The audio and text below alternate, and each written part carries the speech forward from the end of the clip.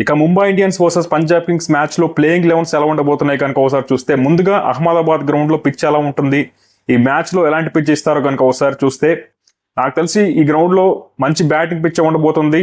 Qualifier 2 కూడా మంచి batting friendly wicket వేస్తారు.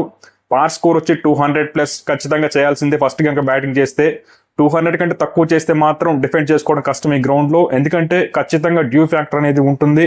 కాబట్టి ఫస్ట్ బ్యాటింగ్ చేసి 220 రన్స్ కనుక బోర్డు మీద పెట్టగలిగితే ఖచ్చితంగా విన్నింగ్ స్కోర్ అవుతుంది. కాబట్టి 200 ఈజ్ ద పార్ score, 220 is the winning score ఈ గ్రౌండ్ లో. ఇక ఈ రెండు టీమ్స్ యొక్క ప్లేయింగ్ 11s లో ఏమైనా మార్పులు ఉంటాయంటే, ముందుగా ముంబై ఇండియన్స్ టీం విషయానికి వస్తే, వీళ్ళైతే లాస్ట్ మ్యాచ్ లో రిచర్డ్ గ్లెసన్ అనే ఒక కొత్త బౌలర్ అయితే ఆడించారు, ఫారిన్ బౌలర్. మేబీ తన ప్లేస్ లో ఏమన్నా తిరిగి దీపక్ చాహర్ని ఏమన్నా తీసుకొస్తారేమో చూడాలి. మేబీ ఉంటే అదొక్క చేంజ్ అయితే ఉండొచ్చు, లేకపోతే సేమ్ టీంతో వెళ్తారు. ఇక పంజాబ్ కింగ్స్ టీం విషయానికి వస్తే, వీళ్ళ టీంలో యుజ్వేంద్ర చాహల్ అయితే ఎందుకు ఆడట్లేదో తెలియట్లేదు, తనకేదో ఇంజరీ ఉన్నట్టుంది. ఒకవేళ చాహల్ గనక ఈ మ్యాచ్ లో ఫుల్ ఫిట్ గా ఉంటే తనైతే 100% ఆడించాలి ముషీర్ ఖాన్ ప్లేస్ లో.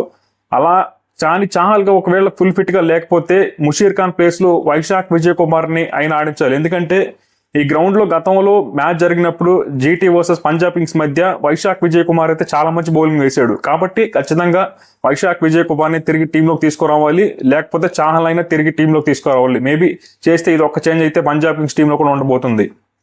ఇక ఏ టీంకి గెలిచే అవకాశం ఉంది అంటే నెక్స్ట్ వీడియోలో మాట్లాడుతాం.